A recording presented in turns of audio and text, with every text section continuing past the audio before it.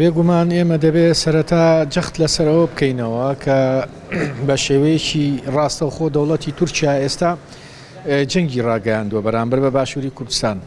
جەنگی ڕاگەیاندووە بەرامبەر بە خەڵکی کوردستان لە پلەی یەکەمە و بەرامبەر بە حکوومەتی هێرێمی کوردستان بە شێوەیەکی ناڕاستەوخۆ و هەروەها بەرامبەر بە سەروەری خاکی عێراق هەموو ئەو کردوانەی کە دەوڵەتی تورکیا ئەنجامی دەدات هەمووی دەچنە چوارچێوەی ڕاگەاندنی جەنگەوە. بۆیە من پێم وایە ئەوەی کە تایبەتە بە گەلی کورد، ئەوەی کە تایبەتە بە پرسی نەتەوەیی و نیشتیمانی گەلی کورد ئێستا لە هەر کاتێ زیاتر پێویست بەوە ئاکاتکەوە کۆنگرەیەکی بەپەلەی کوردی نەتەوەیی هەر شتێکی ناوبنێن بە تایبەتی کە کۆنگرەی نەتەوەیی زۆر دەمێکە کاری بۆ دەکرێت.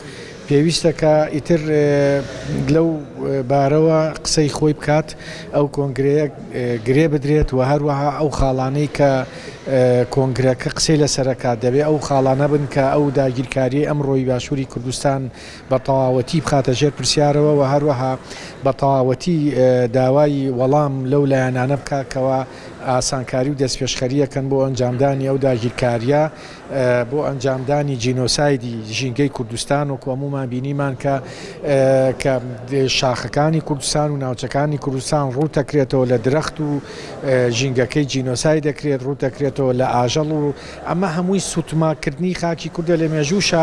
هەموو داگیرکارێک کە سوتماکی ئەنجامدابێت لە پێناوی ئەودا بووە کە ئەو نەتەوەیە بە شێوەیەکی سیستەماتی قڕبکە. بۆیە من لەو باوەڕەدام ئێستا کاتی ئەوەیە کە کۆنگرێ نەتەوەی لەسەر ئەو پرسانە قسەی خۆی هەبێت و ئیتر لەسەر هیچ لایەنێگرانەوەستێ بۆ ئەوەی کەوا ئەو کۆنگرەیە بگیرێت. دەوڵەتی تورکیا بە ئاشکرا باسی دەکات، باسی میساقی میلیەکەن، باز لەوە ئەکەن کە ئێمە دەڕۆینەوە بۆ ماڵی خۆمان، باز لەوە دەکەن کە ئێمە پرس بە کەس ناکەین، باز لەوە دەکەن کە نەخشەی سیاسی و جوگرافی ناوچەکە جارێکیکە ڕسمەکرێتەوە.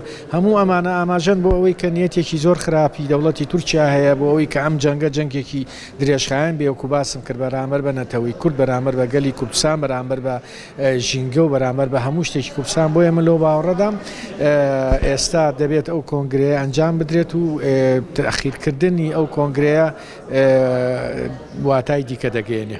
من نازانم تا چەند دەزامنی پاراستنی گەلی کورد ئەبێ و ئەمانات، چونکەوە دەکەوێتە سەر و بڕیارانەی کە کۆنگرە ئەیخات ئەسوی خۆی. بەڵام بێگومان باشترین شت کە ئێستا بکرێ، پێویستترین شت ئەوەیە کە بکرێ کۆنگرەی نەتەوەی کورد بژێ، چونکە کۆنگرەی نەتەوەی چییە؟ کۆکردنەوەی هەموو گەلی کوردستانە لە بە هەموو جۆرە بۆ چوونێک و دیدگایەکی سیاسی و ئاینی و نەتەوەیەتی و نیشتیمانی و بۆی کە تاوتوی ئەو پرسە نەتەوەیانە یا ئەو پرسە نیشتیمانیانە بکرێت کە ئێستا بەرۆکی خەڵکی کوردستان کردێتەوە. بۆیە لەو باوەڕەدام ئێستا کەمترین شت بۆ بەرپەرژانەی و داگیرکاریە کە بکرێت ئەوەیە کە کۆنگرەی کورد ساز بکرێت.